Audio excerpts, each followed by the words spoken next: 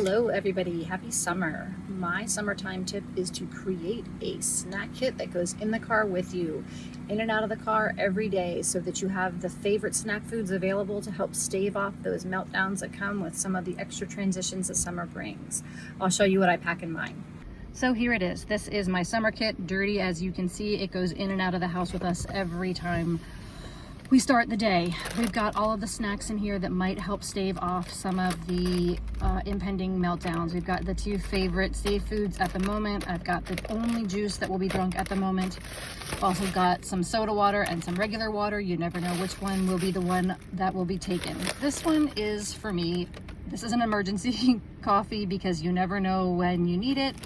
This is maybe my best tip, is having something like this that you can chug should you absolutely become desperate and there's not a coffee shop handy. And of course the plastic bag for anything that you might not want to touch with your hands, or even just a regular wet outfit.